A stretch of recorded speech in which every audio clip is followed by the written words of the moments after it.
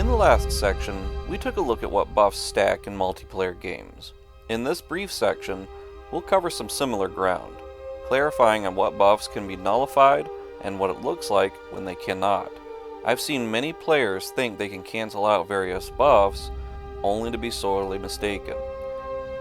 It's part of the mechanics of the game, as too many in the player base don't seem to fully understand or appreciate.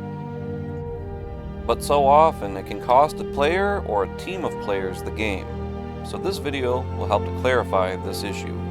This is also important to know for those who wish to know more about the Age of the Ring mod, as the mechanics are almost the same. Differences will be touched on at the end of this video, but more fully explored later in this series.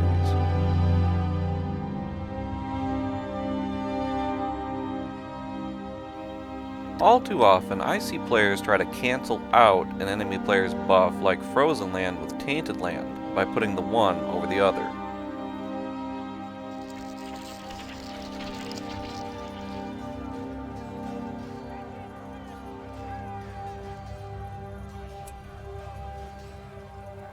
But this is also a waste.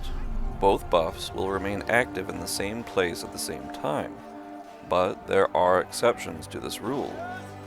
Other land buffs that do not cancel each other out are Frozen Land versus Elven Wood and Frozen Land versus Tainted Land, so for brevity they will not be shown. The only ones that cancel each other out are the Elves' Elven Wood and Isengard's Tainted Land. Here is the Elven Wood buff.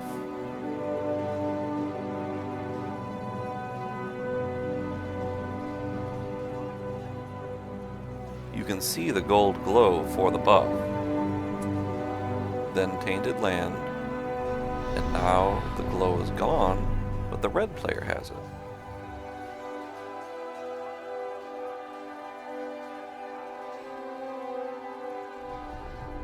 Now let's see Tainted Land cancelled by Elven Wood.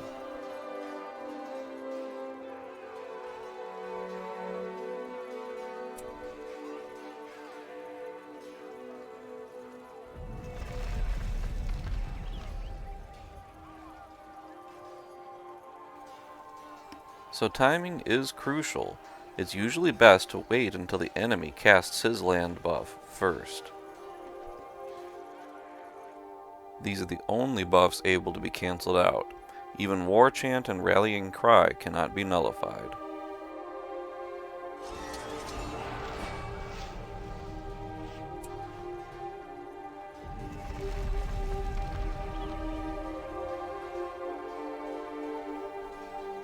For the sake of time, we won't cover the others here. It's enough to know they are not nullified.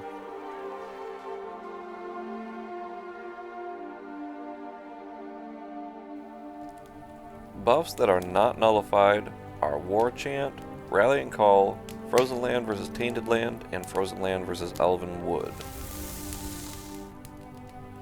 No buffs stack with each other in single-player games, and the only nullifiable buffs are Tainted Land versus Elven Wood. All other buffs remain active in the same place at the same time. In single-player games, buffs stack with only one leadership at a time, and with spells, but do not stack with each other. As mentioned at the beginning of this episode, to appreciate the overhaul and simplification in AOTR of the leadership system, you have to have seen the problems in vanilla. So what does AOTR's buff system look like?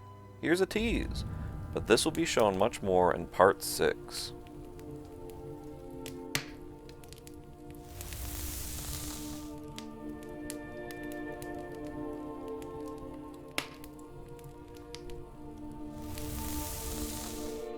This concludes the material on the buff modifier type for the vanilla games.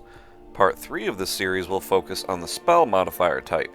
This is a modifier that never gets much use in the vast majority of games I've played with players, and I've never seen even one game in which anyone has ever stacked spells in the vanilla games.